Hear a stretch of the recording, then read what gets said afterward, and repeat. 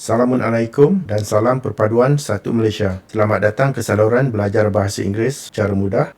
Saluran ini memberi fokus kepada perkongsian teknik memahami bahasa Inggeris dengan penerangan menggunakan bahasa Melayu.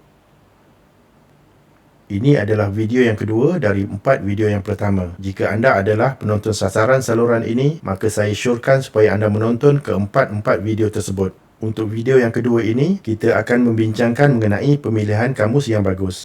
Topik-topiknya adalah, yang pertama, saya akan menerangkan ciri-ciri kamus yang bagus untuk belajar bahasa Inggeris. Yang kedua, saya akan menerangkan berkenaan pentingnya menggunakan kamus yang bagus. Yang ketiga, saya akan membuat perbandingan beberapa jenis kamus yang ada di pasaran dan juga perbandingan beberapa jenis kamus bercetak yang ada dalam simpanan saya. Yang keempat, kesimpulan. Ciri-ciri kamus yang bagus untuk belajar bahasa Inggeris. Ciri yang pertama adalah kamus tersebut mestilah kamus dua bahasa dengan terjemahan dua hala. Ciri yang kedua, kamus tersebut ada petunjuk jenis kata. Ciri yang ketiga, ada contoh penggunaan perkataan dalam ayat. Ciri yang keempat, ada petunjuk panduan sebutan. Ciri yang kelima, ada contoh perkataan seerti. Dan yang terakhir, ciri yang keenam, ada contoh perkataan berlawanan. Dua ciri yang pertama adalah ciri wajib. Ini adalah kriteria minimum sesebuah kamus mesti ada untuk belajar bahasa Inggeris. Kurang-kurangnya untuk belajar bahasa Inggeris dengan menggunakan kandungan video-video di saluran ini. Ciri yang ketiga adalah tidak wajib, tetapi jika ianya ada, ia adalah sangat membantu untuk kita memahami bagaimana perkataan-perkataan di dalam kamus boleh digunakan di dalam ayat. Manakala tiga ciri yang terakhir, jika kamus tersebut ada ciri-ciri ini, maka ianya adalah lebih bagus. Sekarang saya akan membincangkan ciri-ciri ini dengan lebih mendalam. Ciri yang pertama, kamus tersebut hendaklah kamus dua bahasa terjemahan dua hala. Mari kita bincangkan secara ringkas dua kamus yang kita paparkan di sini, iaitu kamus dua bahasa Oxford Fajar dan kamus dua bahasa Longman. Seperti yang kita sedia maklum, kamus ini adalah kamus dua bahasa dengan terjemahan dua hala. Dua bahasa di sini bermaksud kamus ini berkaitan dengan dua bahasa, iaitu bahasa Inggeris dan bahasa Melayu. Manakala terjemahan dua hala pula bermaksud sebahagian daripada kamus ini mengandungi terjemahan untuk perkataan dalam bahasa Inggeris ke bahasa Melayu dan sebahagian lagi mengandungi terjemahan dari perkataan bahasa Melayu ke bahasa Inggeris. Jika anda adalah penonton sasaran saluran ini, di peringkat permulaan, anda tidak diperlukan untuk memiliki kamus-kamus di bawah. Kamus yang pertama, kamus unibahasa seperti bahasa Inggeris ke bahasa Inggeris. Dan yang kedua, kamus dua bahasa sehala seperti bahasa Inggeris ke bahasa Melayu. Ciri yang kedua, ada petunjuk jenis kata. Di bawah ini disenaraikan petunjuk-petunjuk yang mungkin ada di dalam sesebuah kamus. Yang pertama, kata nama. Yang kedua, kata kerja. Yang ketiga, kata sifat. Yang keempat, kata keterangan.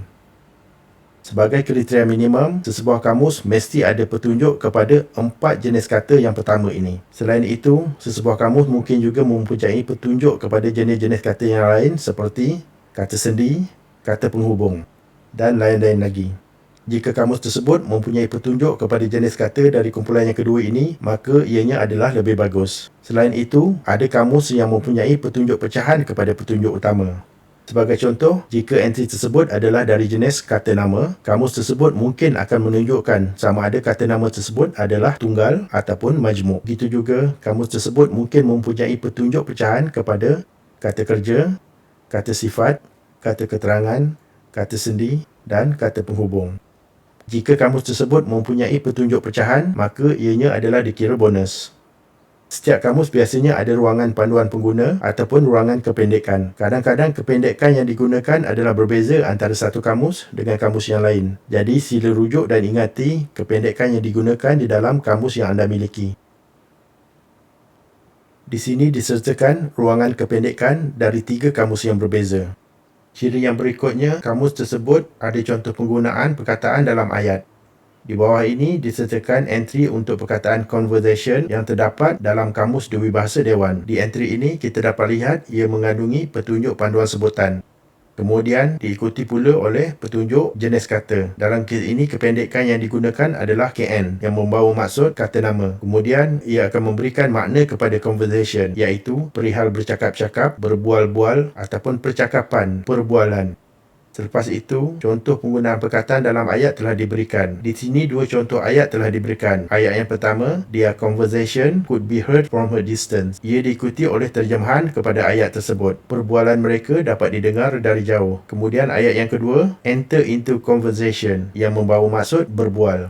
Biasanya contoh penggunaan perkataan dalam ayat berserta dengan terjemahan ayat tersebut hanya terdapat dalam Kamus Dui Bahasa Sehala, seperti Kamus Dui Bahasa Dewan dari bahasa Inggeris ke bahasa Melayu. Kamus-kamus seperti ini biasanya adalah berat, tebal dan besar.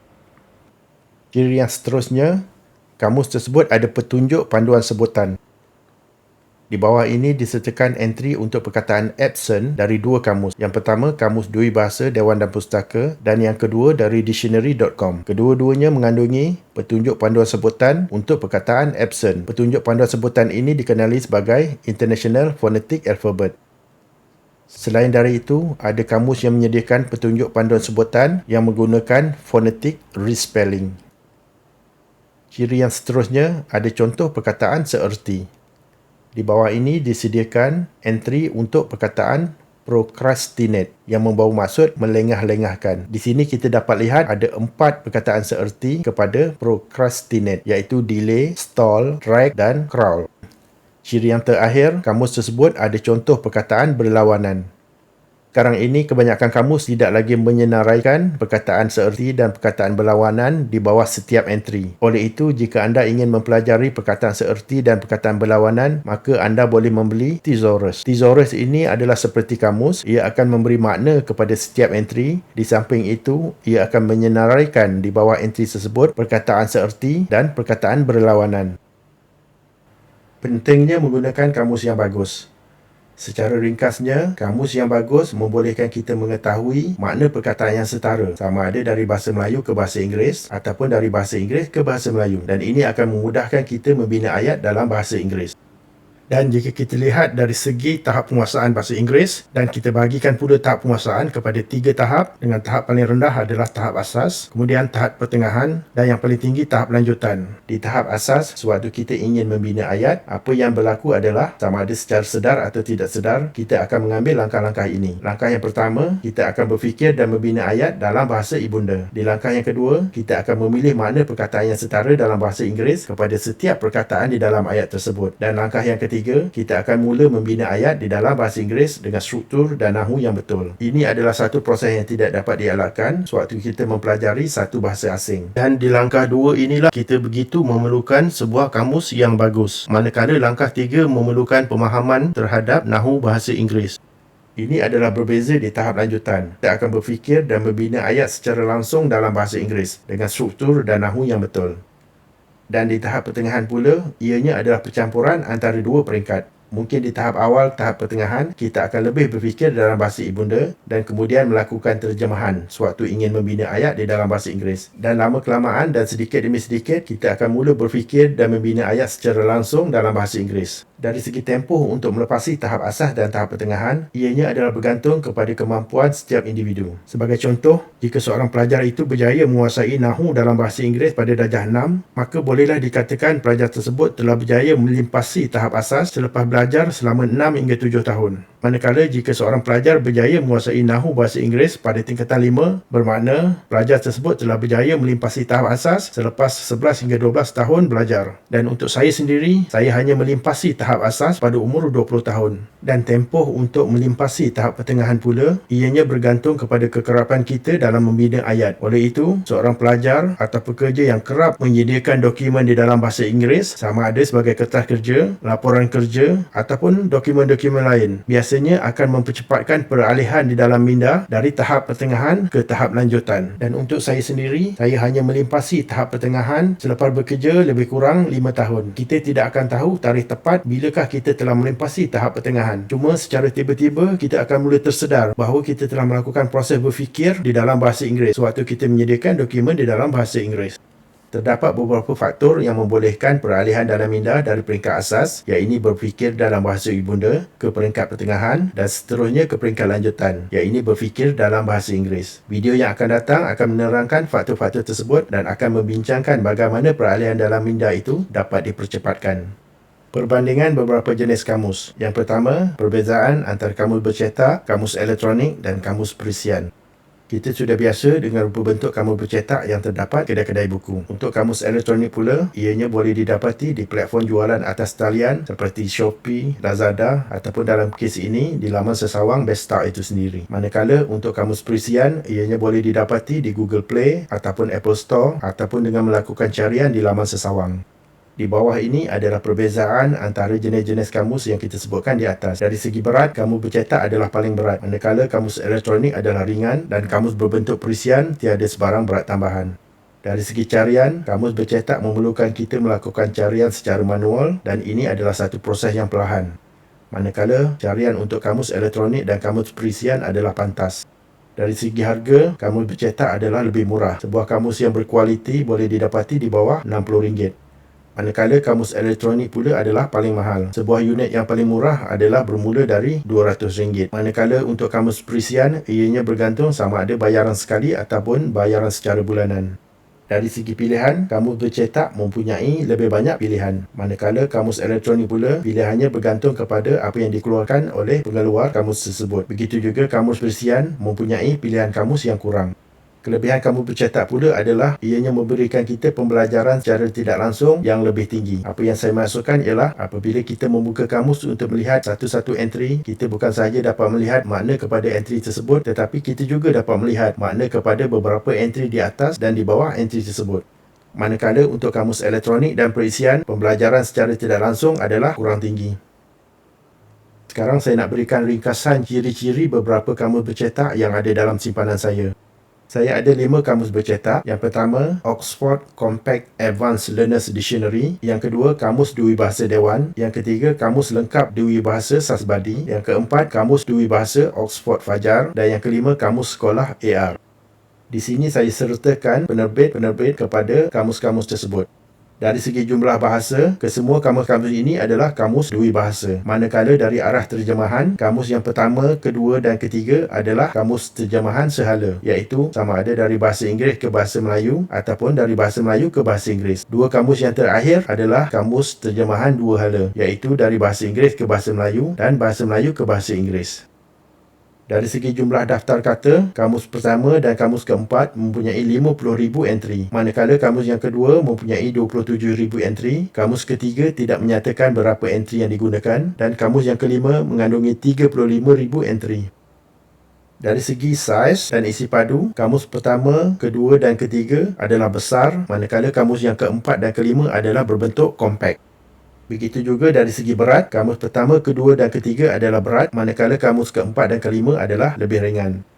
Dari segi ada petunjuk jenis kata yang wajib pada entry, iaitu petunjuk untuk kata nama, kata kerja, kata sifat dan kata keterangan. Dua kamus yang pertama mempunyai petunjuk untuk entry bahasa Inggeris kerana kedua-duanya merupakan kamus terjemahan sehala dari bahasa Inggeris ke bahasa Melayu. Manakala kamus yang ketiga pula mempunyai petunjuk untuk entry bahasa Melayu kerana ia merupakan kamus terjemahan sehala dari bahasa Melayu ke bahasa Inggeris. Kamus keempat pula mempunyai petunjuk untuk kedua-dua entry, iaitu entry bahasa Inggeris dan entry bahasa Melayu. Manakala kamus yang kelima pula, walaupun ianya adalah kamus terjemahan dua hala, hanya entry bahasa Inggeris yang mempunyai petunjuk. Dari segi ada contoh ayat berserta dengan terjemahan, tiga kamus yang pertama mempunyai contoh penggunaan perkataan dalam ayat berserta dengan terjemahan, manakala ciri itu tiada di dalam dua kamus yang terakhir. Dari segi harga, kesemua kamus ini boleh didapat dengan harga di bawah RM60, dengan dua kamus yang compact berharga di bawah RM30. Pada yang belum memiliki kamus dan ingin mengetahui kamus yang macam manakah yang patut anda dapatkan, jawapannya adalah bergantung kepada bajet. Jika bajet anda adalah terhad, maka sekurang-kurangnya dapatkan satu kamus yang compact tetapi mempunyai faktor-faktor ini, iaitu kamus tersebut mestilah kamus dui bahasa dengan terjemahan dua hala, iaitu dari bahasa Inggeris ke bahasa Melayu dan bahasa Melayu ke bahasa Inggeris. Yang kedua, pastikan kamus tersebut ada petunjuk jenis kata kepada kedua-dua entry, iaitu entry bahasa Inggeris dan entry bahasa Melayu.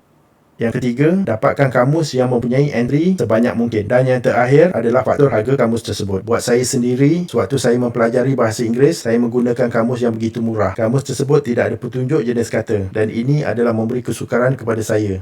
Jika bajet adalah bukan halangan untuk anda, maka saya syorkan kepada anda untuk mendapatkan 3 buah kamus. Yang pertama adalah kamus yang kompak berdasarkan faktor-faktor yang kita perbincangkan sebentar tadi, dan 2 lagi kamus adalah kamus dui bahasa sehala, iaitu dari bahasa Inggeris ke bahasa Melayu dan bahasa Melayu ke bahasa Inggeris. Kerana apa yang kita inginkan adalah kamus-kamus tersebut mempunyai contoh penggunaan perkataan-perkataan di dalam ayat, kerana ia akan mempercepatkan pemahaman kita mengenai penggunaan perkataan-perkataan di dalam ayat. Selain itu, sila ambil manfaat dari kamus di laman Sarawang. Gabungan penggunaan kamus bercetak walaupun yang berbentuk kompak dan kamus-kamus yang berada di laman Sesawang adalah lebih dari cukup untuk anda mengikuti kandungan video-video yang ada di saluran ini.